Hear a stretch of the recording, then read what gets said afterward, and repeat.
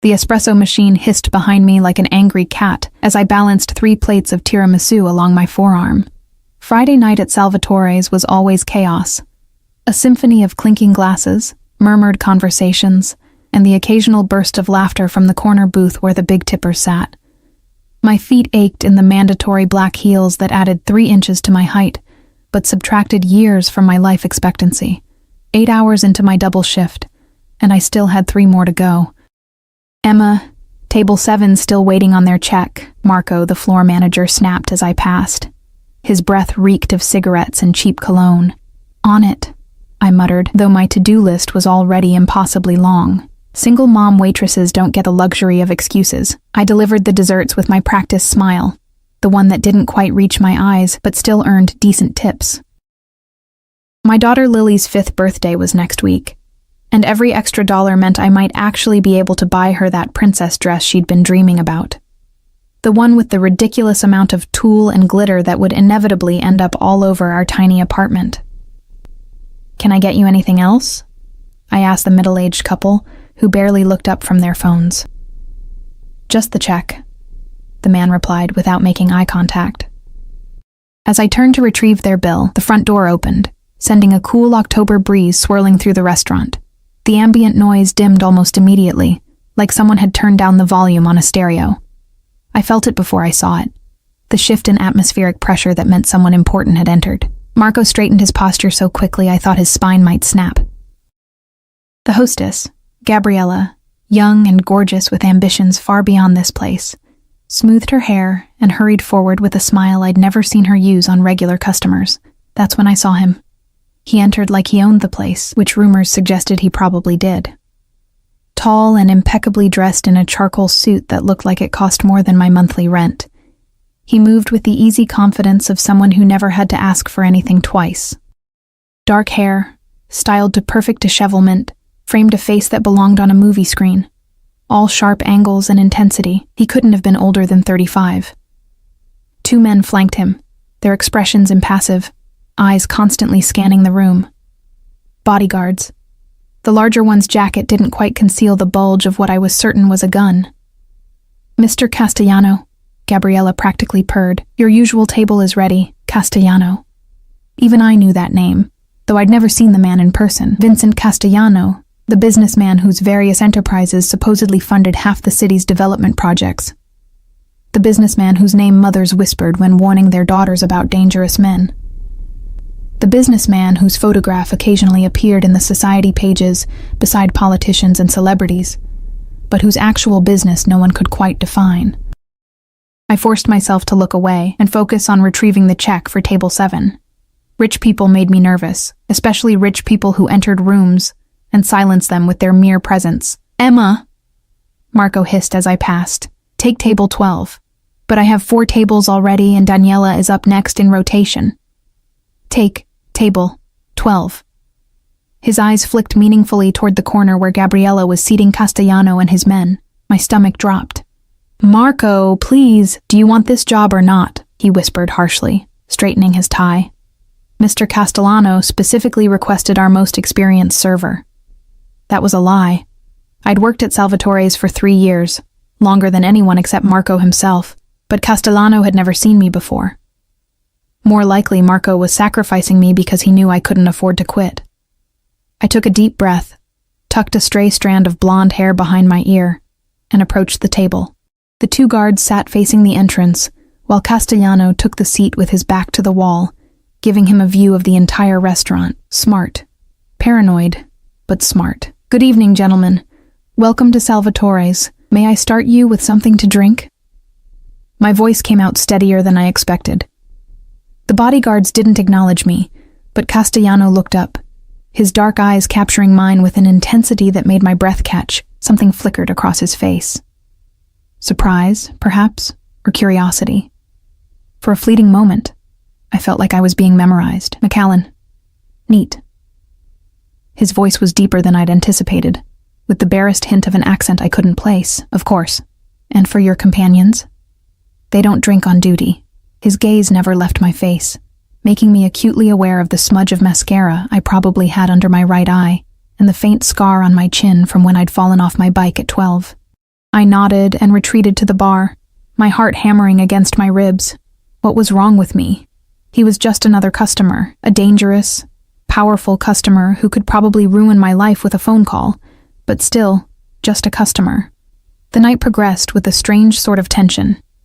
Every time I approached table 12, I felt Castellano's eyes tracking my movements. He ordered the osso buco, our most expensive dish, but barely touched it, instead nursing his scotch and occasionally murmuring something to his guards that made them nod curtly. By 11, the restaurant had emptied except for Castellano's table and a group of college students celebrating a birthday. I cleared dishes from a nearby table, trying not to look in his direction, when one of the college boys stumbled backward, bumping into me hard enough to send the stack of plates in my hands crashing to the floor. "Sorry," the boy slurred, not sounding sorry at all as his friends laughed. I knelt to gather the shards, my cheeks burning with embarrassment. Marco would dock my pay for the broken dishes, money I couldn't afford to lose. "Here." A voice above me made me start. One of Castellano's guards, the smaller one with a scar through his eyebrow, crouched beside me with a napkin full of broken ceramic. "Thank you," I whispered, surprised. He nodded and returned to his table where Castellano was signing the check, his expression unreadable. 15 minutes later, they left without further interaction, and I breathed a sigh of relief. The tension in my shoulders eased as I finished my closing duties, calculating how much I'd made in tips. Not enough, never enough, but better than yesterday. I was wiping down the last table when Marco approached, his expression unusually anxious. "He left this for you." He thrust an envelope into my hand. Inside was a $100 bill and a business card with just a phone number embossed in silver. No name, no company. "What the hell?" I murmured. Marco shrugged, looking both impressed and worried. "Consider yourself lucky. Or unlucky. I'm not sure which." I slipped the money and card into my pocket, unsure what to make of it. Rich men sometimes left big tips to impress their companions, but Castellano hadn't seemed like he was trying to impress anyone. By the time I left the restaurant, it was nearly midnight. The October air bit through my thin jacket as I hurried toward the bus stop, already calculating if I could catch the last bus, or if I'd have to splurge on a rideshare. Lily was staying overnight with my mother, which meant I didn't have to rush home for once, but I was bone-tired and wanted nothing more than my lumpy mattress and silence. The street was deserted except for a black SUV idling near the restaurant's service entrance. I quickened my pace, clutching my purse closer. "Miss!" The voice came from behind me, making me jump. I turned to find the bodyguard with the scarred eyebrow standing a few feet away, his hands visible at his sides in what I realized was a deliberately non-threatening posture. "Mr. Castellano would like to offer you a ride home." My throat went dry. "No, thank you. I'm fine with the bus.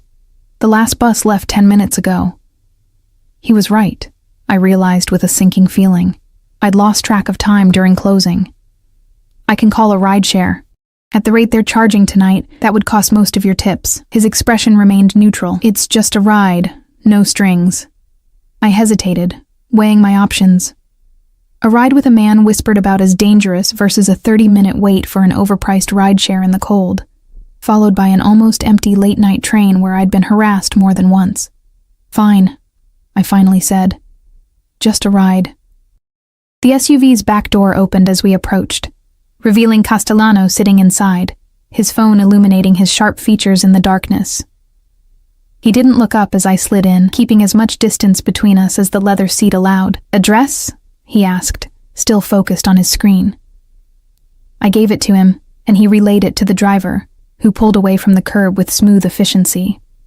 We rode in silence for several blocks, the only sound the soft hum of the engine and the occasional ping from Castellano's phone. I stared out the window, watching my neighborhood grow progressively shabbier as we approached. "How long have you worked at Salvatore's?" His question startled me. 3 years. "You don't look old enough to have worked anywhere for 3 years." I bristled slightly. "I'm 27. That made him look up, a flicker of surprise crossing his features. "You have a child." It wasn't a question, which unnerved me. "How did you—" "The way you check your phone between tables, the faded sticker on its case." The fact that you count your tips 3 times before putting them in your pocket. His eyes, dark and penetrating, studied me with unnerving precision. Single mother, I'm guessing. My skin prickled. Is there something you want, Mr. Castellano?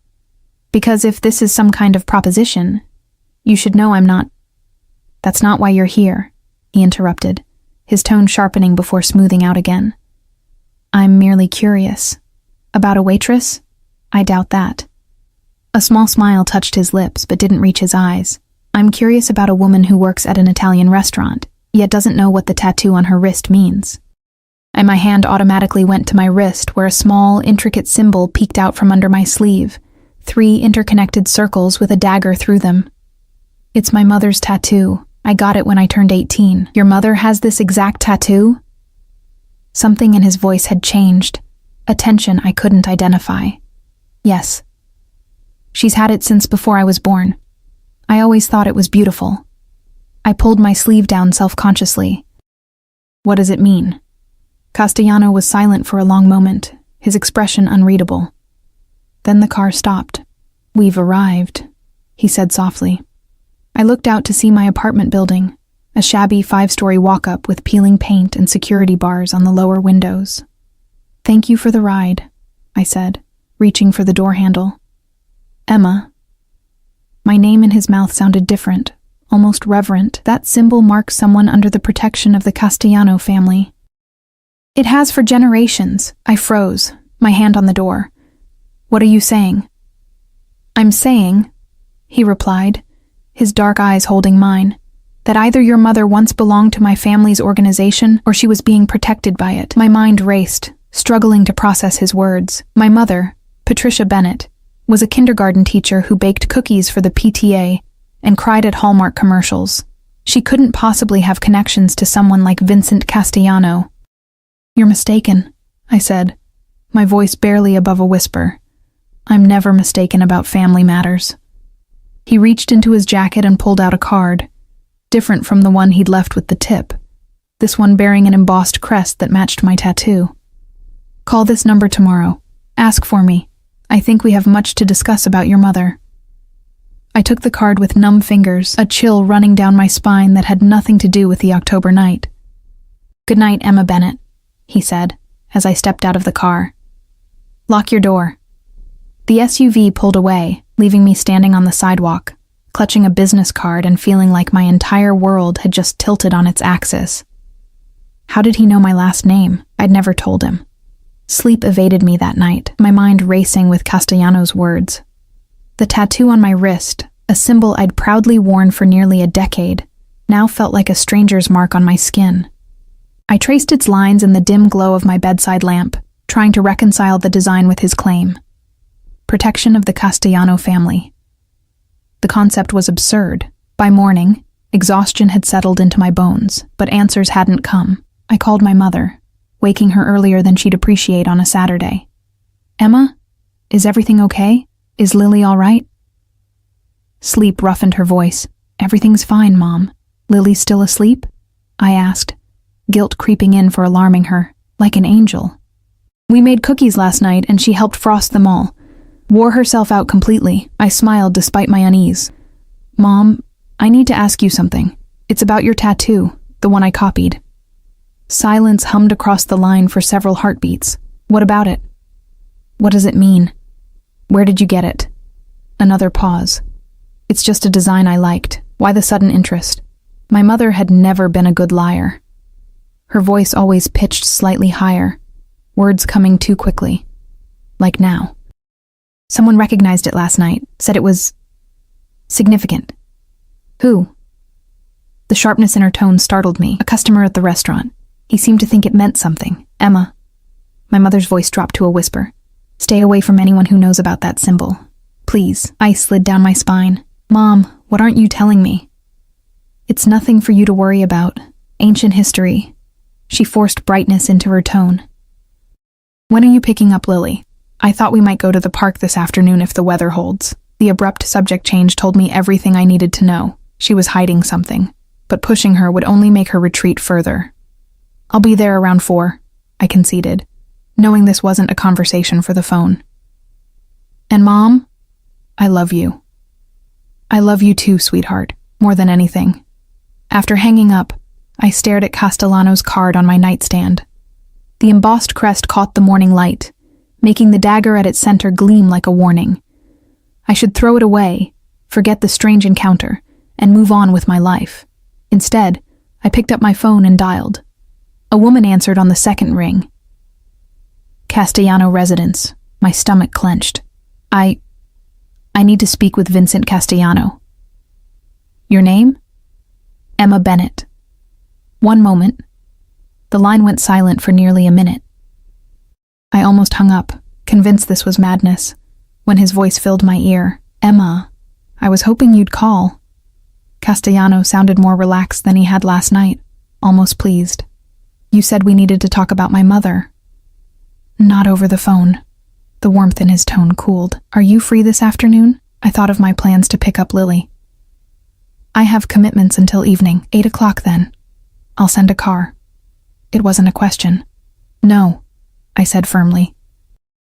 I'll meet you somewhere public. A brief silence followed, and I wondered if I'd offended him. Then he chuckled, a low sound that sent an involuntary shiver through me. Cautious? Good. There's a cafe on Westmore and 9th. Luciana's. Does that work? I knew the place. Upscale but quiet, with enough patrons that I wouldn't feel isolated. Fine. 8 o'clock. Until tonight, Emma. The way he said my name made it sound like something precious. After retrieving Lily from my mother's, deliberately avoiding any mention of the tattoo or Castellano, I spent the afternoon trying to focus on my daughter's chatter about kindergarten and cookies, rather than the evening ahead. Lily's face lit up as she described the princess dress she hoped to get for her birthday, her small hands gesturing dramatically. And it has sparkles all over, Mom, like a million stars. I smiled, my heart aching with love for this tiny human who deserved so much more than I could give her. It sounds beautiful, sweetheart. Grandma says maybe Santa will bring it early, she confided, blue eyes, so like mine, wide with excitement. I made a mental note to thank my mother for managing Lily's expectations. The dress was still beyond my budget, even with last night's generous tip. At 7:30, I left Lily with Mrs. Abernathy from the apartment below us, a retired teacher who occasionally watched her when I worked evenings. I'd changed 3 times, finally settling on dark jeans and a sweater that wasn't too worn at the cuffs. Respectable, but not like I was trying to impress. Luciana's glowed with warm light when I arrived, exactly at 8. The cafe was busy but not crowded, soft jazz playing beneath the murmur of conversation. I spotted Castellano immediately, seated at a corner table with a clear view of both entrances. Alone. Surprisingly, he stood as I approached, pulling out a chair for me. Up close, in proper lighting, he was even more striking than I remembered. Dark eyes that missed nothing, features that might have been carved from marble. An aura of contained power that seemed to vibrate around him. You came, he said, as though he'd had doubts. You said it was about my mother. I settled into the chair, maintaining eye contact despite the nervous flutter in my stomach. A server materialized beside us. Castellano ordered espresso without looking at her. I asked for tea, needing something to hold. Your mother's name is Patricia Bennett, he began, once the server departed. Before that, she was Patricia Russo. I blinked in surprise. Russo was my grandmother's maiden name. He shook his head slightly. It was your mother's married name, briefly. My mother was never married before my father, I said automatically, then faltered at his steady gaze. She was married to Anthony Russo for approximately 7 months in 1996, just before she disappeared and resurfaced as Patricia Bennett in a different state. He slid a photograph across the table. With trembling fingers, I picked it up. A much younger version of my mother smiled at the camera, her arm around a handsome dark-haired man at what appeared to be a Christmas party. She wore a red dress and looked happier than I'd ever seen her. Who was he? My voice sounded distant to my own ears. My cousin. Castellano's face remained impassive, but something flickered in his eyes. He was killed in January 1997. The server returned with our drinks, creating a momentary reprieve from the conversation that had suddenly veered into territory that made my chest tight. I added sugar to my tea with unsteady hands, buying time. Why are you telling me this? I finally asked. Because I believe Patricia Russo fled after Anthony's murder, pregnant and terrified. His gaze dropped pointedly to my face. You were born in October 1997, correct? My cup clattered against its saucer. What exactly are you suggesting? I think you know, Emma. His voice softened. Anthony Russo was my favorite cousin, more like a brother to me. We grew up together. The implication hung in the air between us. Impossible, yet suddenly. Terrifyingly plausible. My mother's refusal to discuss my biological father, the mysterious tattoo, the way she'd sometimes look at me with a shadow of sadness crossing her features when she thought I wouldn't notice. This is insane, I whispered. My father was David Bennett. He left when I was 3. Did you ever see pictures of him? Birth certificate with his name? Castellano pressed gently. I hadn't. There were no photos of my supposed father in our home. No evidence he'd ever existed beyond my mother's vague stories. Why would my mother lie about something like that? To protect you. He leaned forward. Anthony's death wasn't an accident. It was a message from a rival family. If they had known he had a child, he left the sentence unfinished, but I felt the weight of its implication. And the tattoo? When someone marries into the Castellano family, they receive protection for life. The mark ensures that everyone in our circle knows they're untouchable. His eyes flicked to my wrist. Your mother kept it, even after she fled. Smart. Even if she was found, no one would dare harm her. I shook my head, overwhelmed. Even if what you're saying is true, and I'm not saying I believe it, why tell me now? Why not leave us alone? Because the past has a way of resurfacing, Emma. His expression darkened. The man who ordered Anthony's death died last month. His son has taken over, and he's been systematically targeting anyone connected to our family. I've been moving protected individuals to safer locations, but your mother wasn't on my list because officially, Patricia Russo died 28 years ago. Fear constricted my throat. Are you saying my mother is in danger? I'm saying both of you might be, if this connection is discovered by the wrong people. He reached across the table, his hand stopping just short of mine. The tattoo you chose to copy could put a target on your back. I pulled my sleeve down instinctively. This is crazy. We're nobody. Just a kindergarten teacher and a waitress. You're Anthony's daughter. Something possessive flashed in his eyes. Which makes you Castellano blood, family. The word hung between us, laden with meaning I couldn't fully grasp. Family to Vincent Castellano clearly meant something very different than it did to most people. What do you want from me? I asked, suddenly exhausted. I want to offer you protection. Real protection, not just a symbol. He produced a key from his pocket, sliding it across the table. This opens an apartment in a secure building I own. You and your daughter should move there, at least temporarily. I didn't touch the key. You expect me to just uproot my life based on a story that sounds like something from a crime novel? I expect you to consider your daughter's safety. His tone remained even, but his eyes hardened. Call your mother. Ask her about Anthony Russo. See what her reaction tells you. Before I could respond, one of his guards, the one with the scarred eyebrow from last night, appeared at our table, leaning down to whisper something in Castellano's ear. His expression shifted subtly, jaw tightening. I have to go. He stood abruptly, dropping cash on the table. Think about what I've said, Emma. The key is yours, whether you believe me or not. He paused, something almost gentle crossing his face. You have his eyes, you know, Anthony's. Same shade of blue. Then he was gone, moving through the cafe with fluid purpose, leaving me with a key, a photograph, and questions that threatened to unravel everything I thought I knew about myself. I returned home in a daze, the key burning in my pocket like a hot coal. Mrs. Abernathy reported that Lily had fallen asleep an hour earlier. Exhausted from her day with my mother, I thanked her, waiting until she left before sinking onto our worn couch, the photograph of my mother and Anthony Russo clutched in my hands. They looked happy, these strangers who might be my parents. My mother's smile was uninhibited in a way I'd rarely witnessed. She'd always carried a certain guardedness, a wariness I'd attributed to the hardships of single motherhood. But maybe it was something else entirely. Fear. Secrets. A past reinvented. With shaking hands, I dialed her number. Emma? She answered quickly, concern evident. Everything okay? I need to ask you something, and I need the truth. I took a deep breath.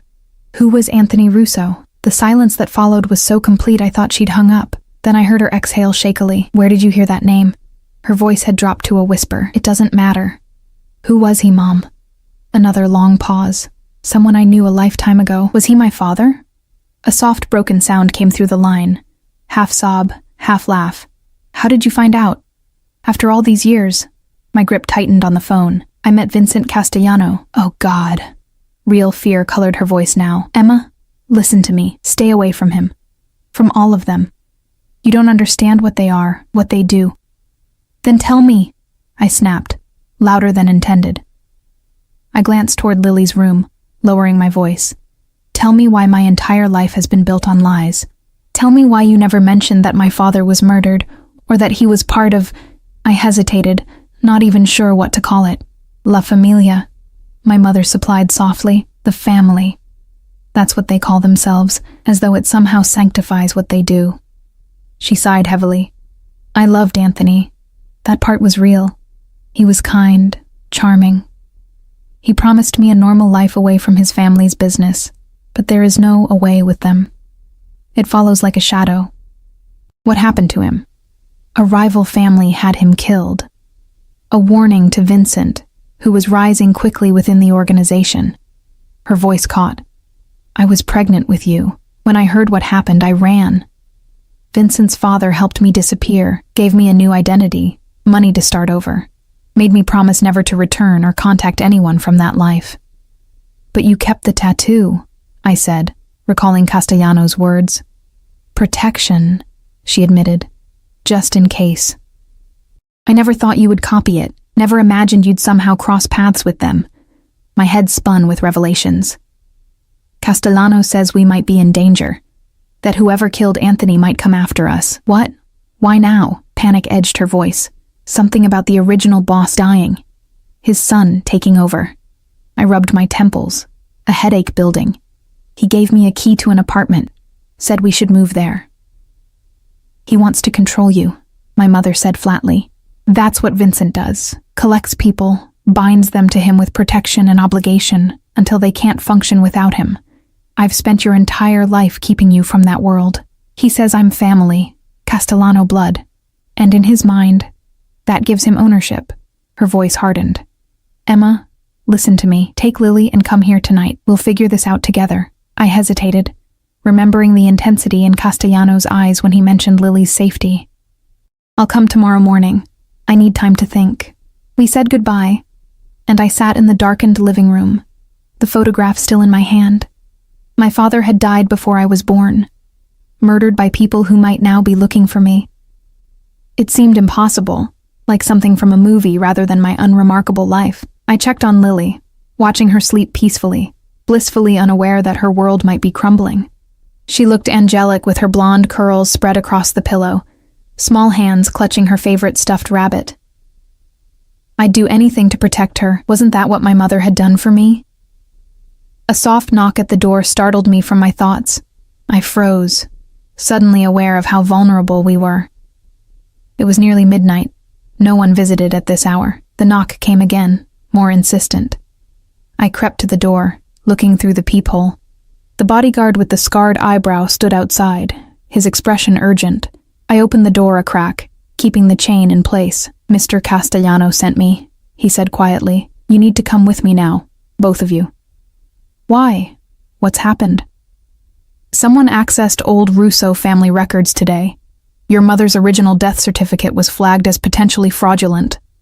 His voice remained low, tense.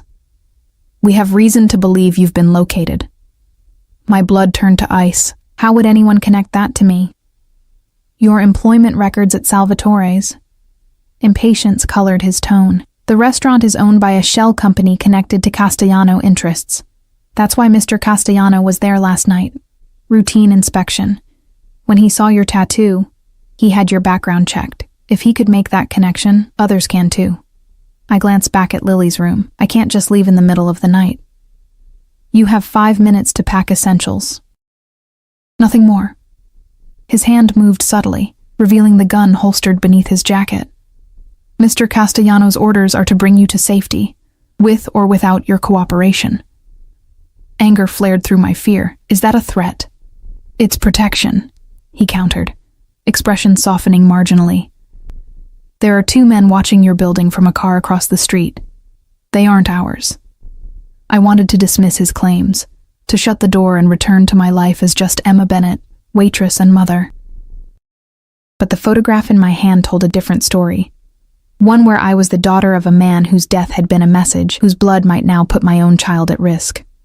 3 minutes, I conceded, closing the door to remove the chain.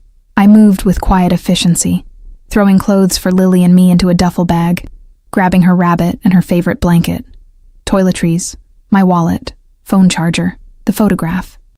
As an afterthought, I took the key Castellano had given me, though I doubted we were heading to the apartment it opened. When I woke Lily, she grumbled sleepily. Is it morning? No, sweetie. We're going on a little trip. I kept my voice light, though my heart hammered against my ribs.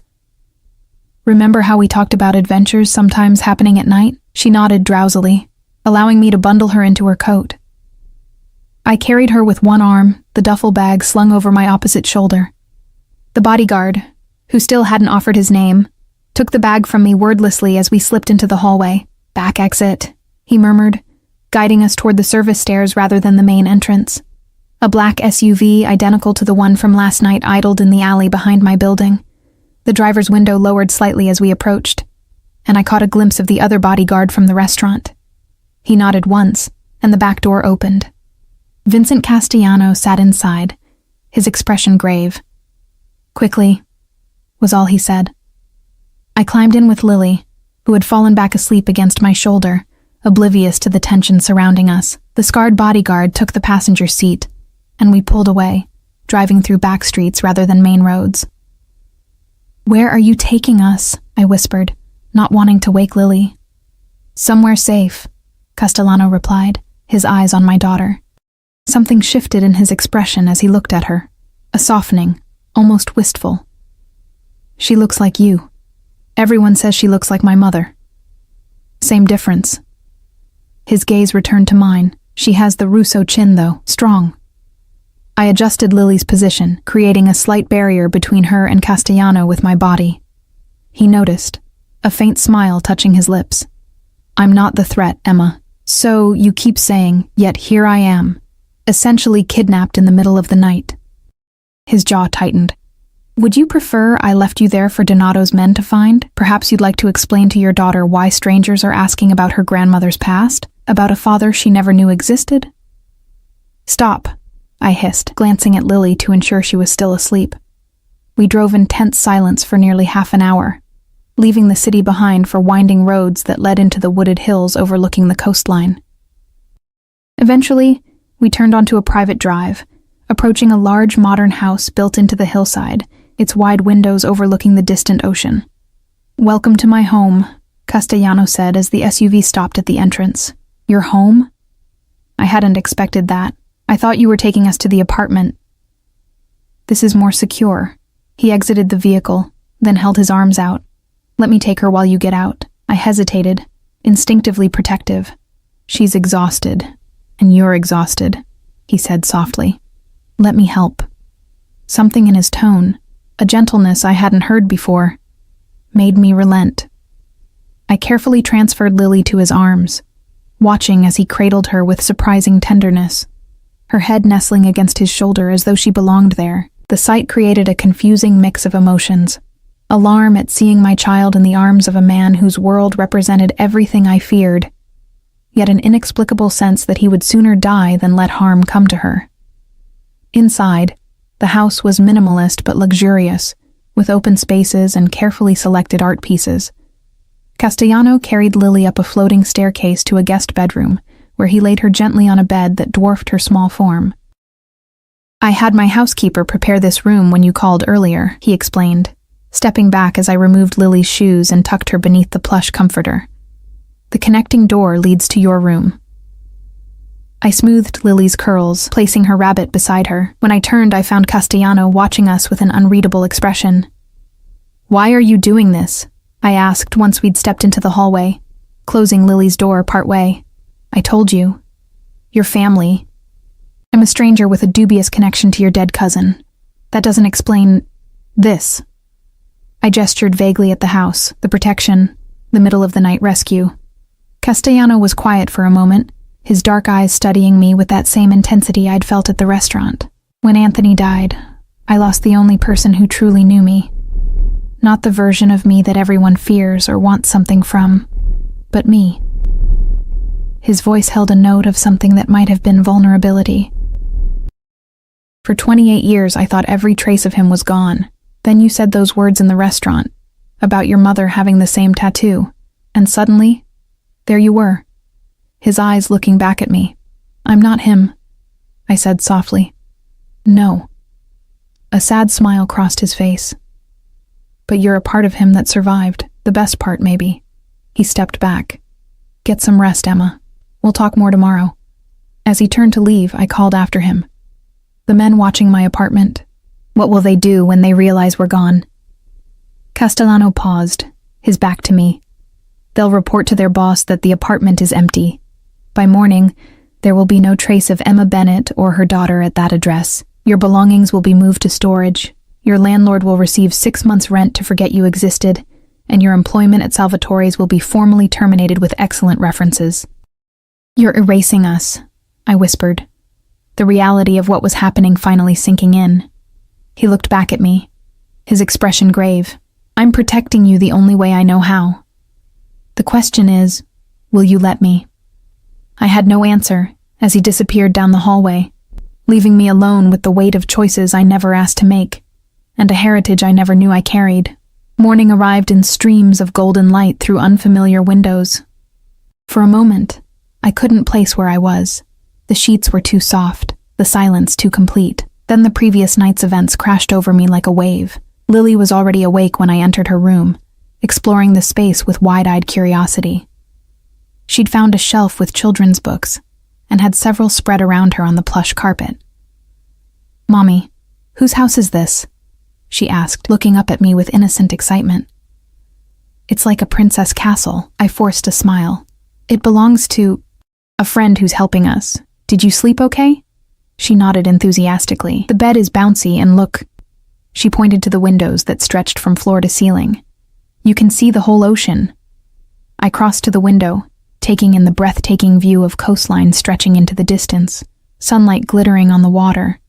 It was beautiful, peaceful, and a world away from our cramped apartment with its view of the neighboring building's brick wall. Mom, I'm hungry, Lily announced, abandoning the books to tug at my hand.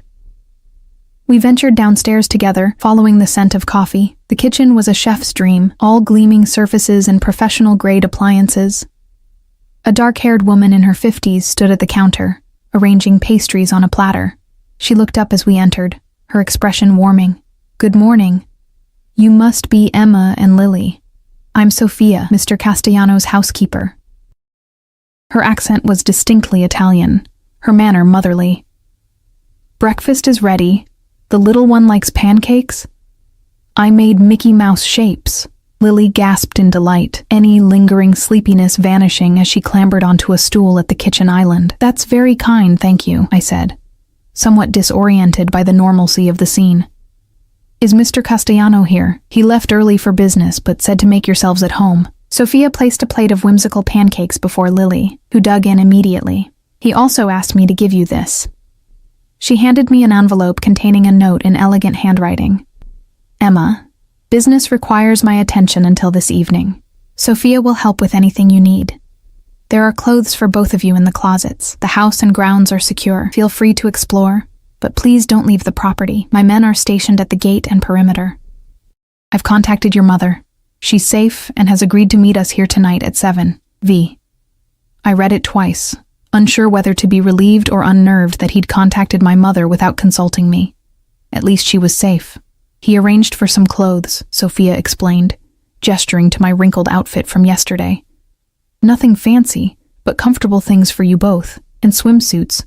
The pool is heated if you want to swim. Lily's head snapped up, syrup dripping from her chin. A pool?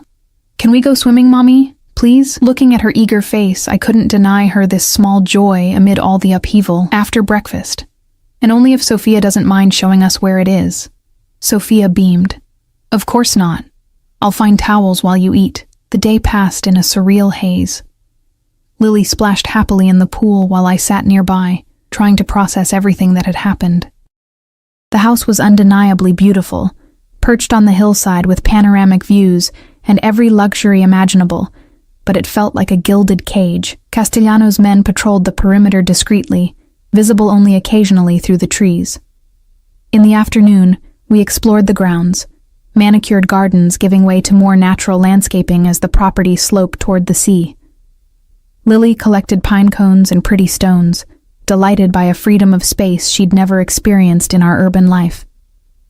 Mom, look!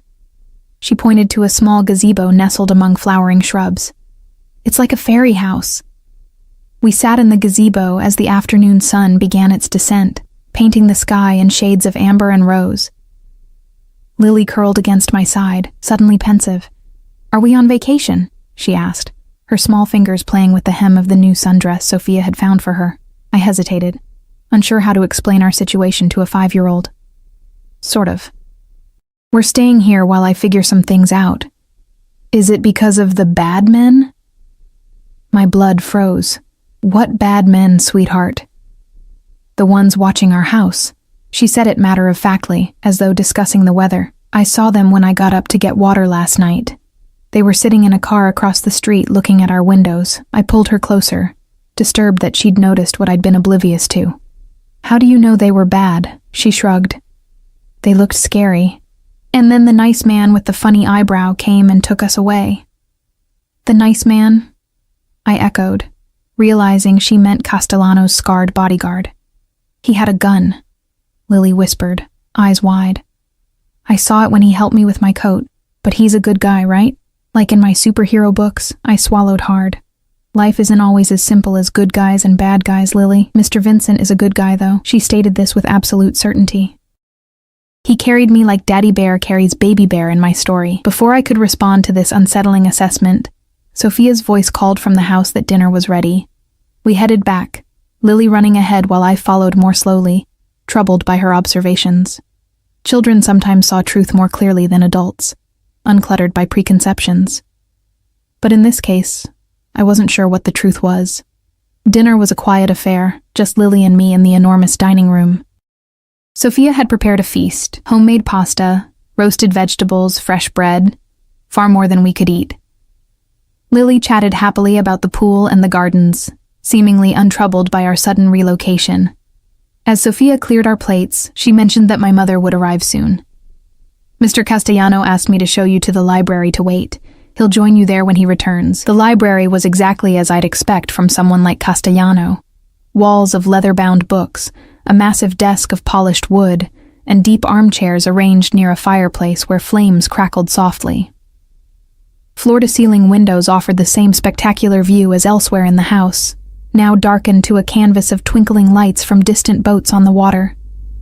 Lily, full and tired from our day of exploration, curled up in one of the armchairs with a picture book Sophia had provided.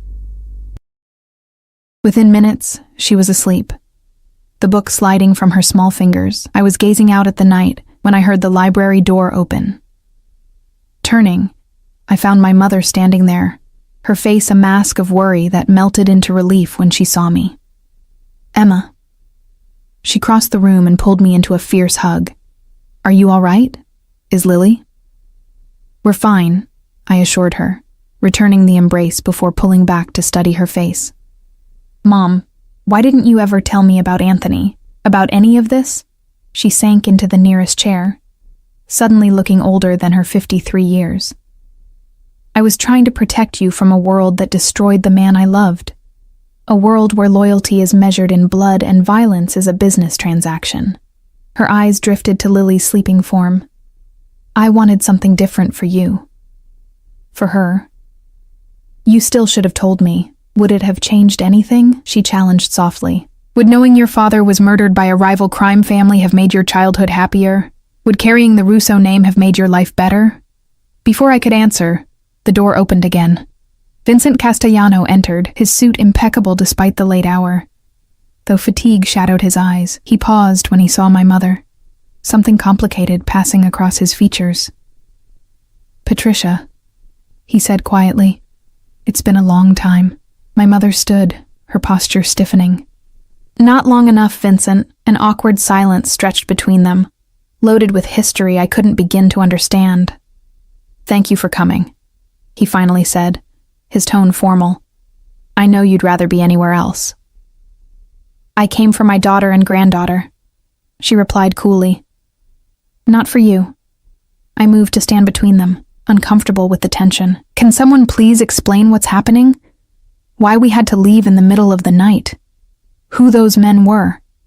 Castellano glanced at Lily, still sleeping peacefully in the oversized chair.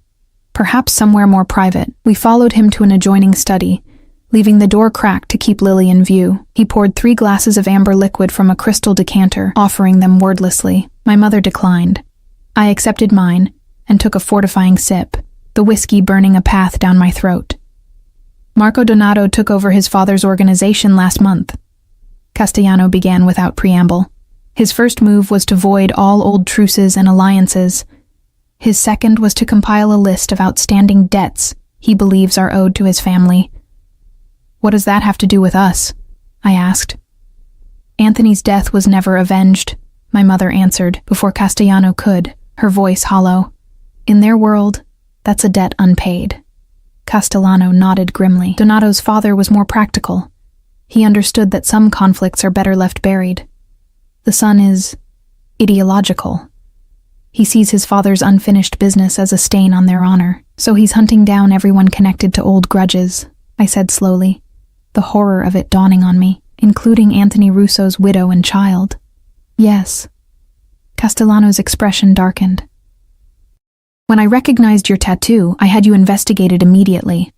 Finding out Anthony had a daughter." He broke off, something raw flashing across his face. "I should have anticipated Donato would make the same connection once he started digging into old records." "Those men watching our apartment," I whispered. "They would have taken you to Donato," he confirmed, "and used you to draw out your mother." My mother made a small, pained sound. "This is why I ran, why I've spent 28 years looking over my shoulder." She turned to me, eyes bright with unshed tears. "I'm so sorry, Emma. I never thought my past would find you." I looked between them. My mother, who had built an entirely new life to protect me, and Castellano, who had uprooted us from that life for the same reason, both claiming to want my safety, yet fundamentally opposed in their methods. "What happens now?" I asked, directing the question at both of them. "You stay here under my protection until I resolve the Donato situation," Castellano stated firmly. My mother scoffed.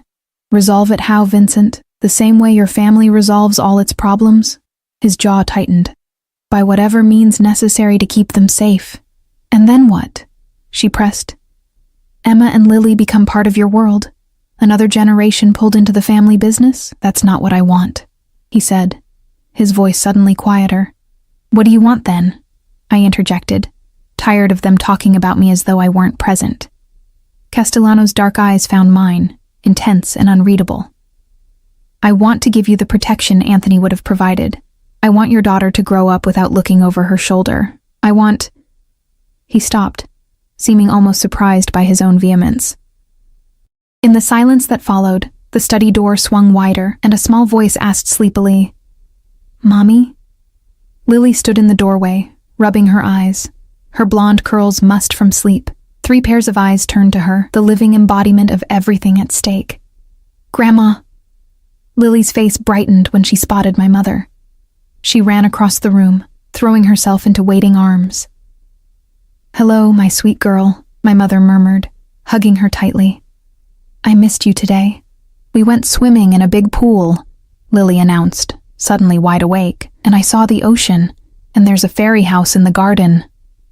My mother smiled, though it didn't reach her eyes.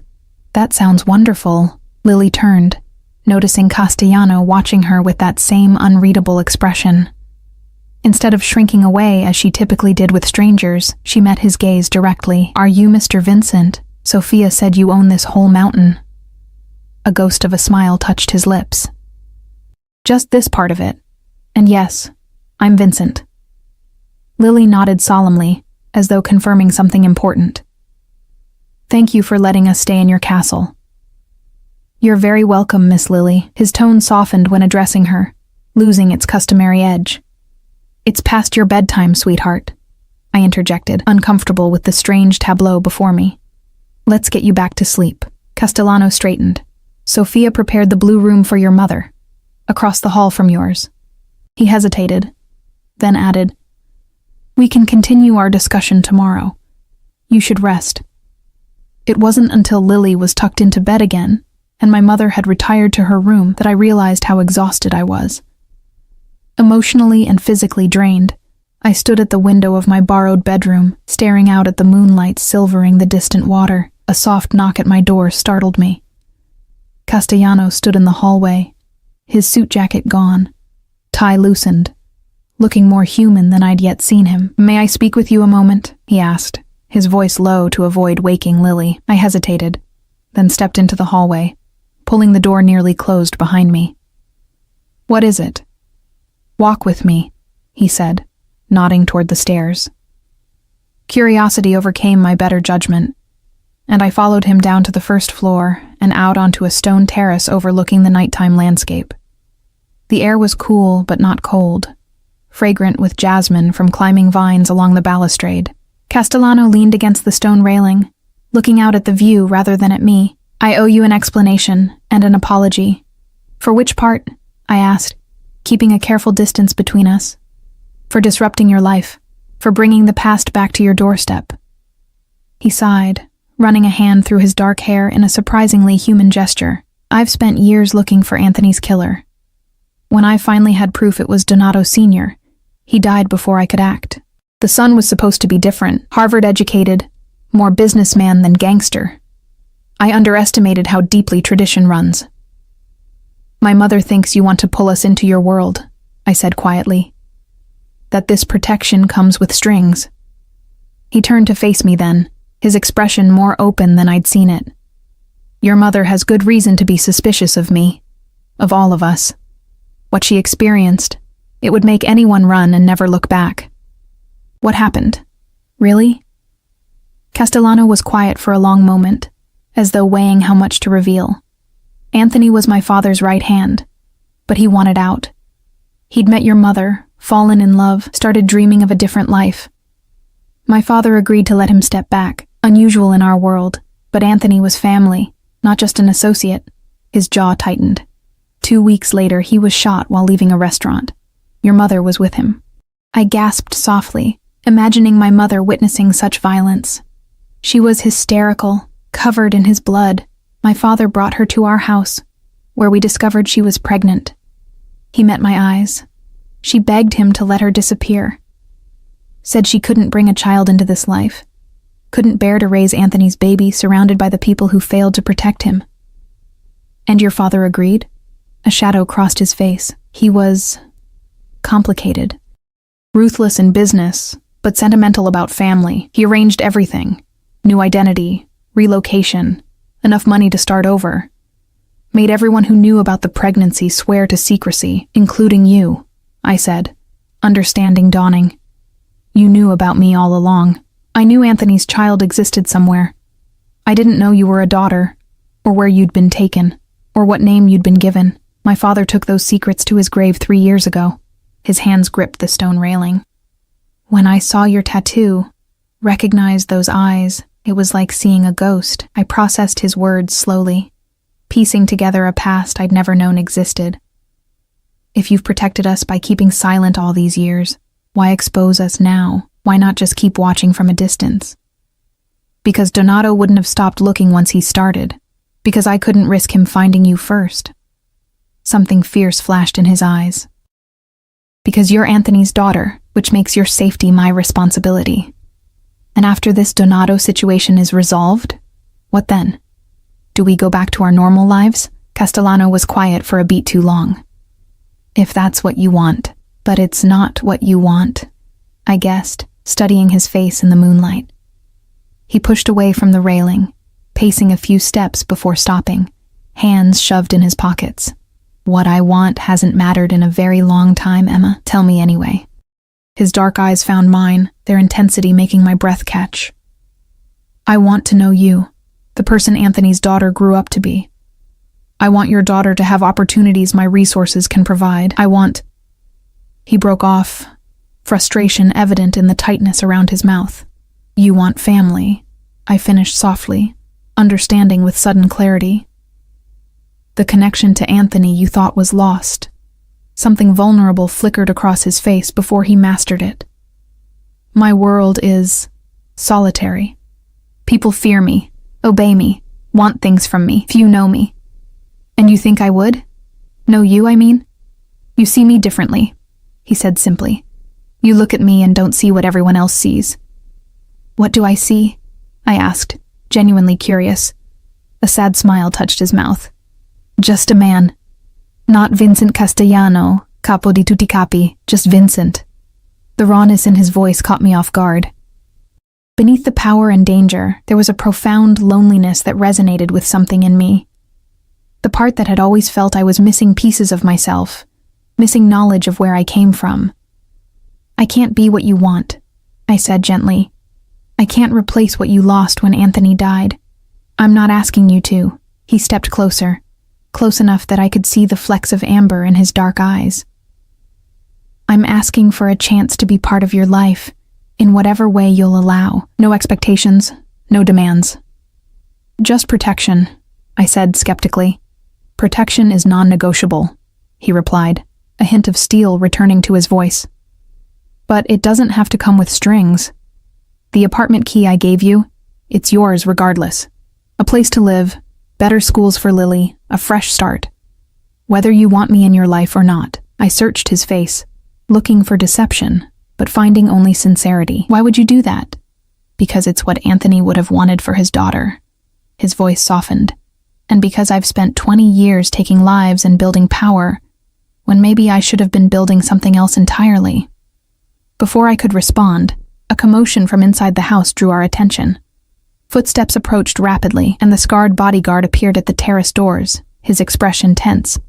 Boss, we've got movement at the north perimeter. 3 vehicles, no headlights. Castellano transformed instantly, all vulnerability vanishing behind a mask of cold efficiency. Get Patricia and the child to the safe room. Now. What's happening? I asked, fear clutching at my throat. Donato, Castellano said grimly, already moving toward the house. He found us sooner than expected. The next minutes passed in a blur. The scarred bodyguard, whose name I learned was Russo like my father, escorted me upstairs where my mother was already awake, clutching a sleeping Lily wrapped in her blanket. This way, he urged, leading us through a hidden door in the hallway linen closet that opened to reveal a narrow staircase. Where's Vincent? I asked, following close behind my mother. Doing what he does best, Russo replied cryptically. The safe room was underground, a concrete bunker with monitors showing security feeds from around the property. I watched in horror as black-clad figures moved stealthily through the gardens where Lily and I had played just hours earlier. They carried weapons, professional, military-grade rifles. Are those really Donato's men?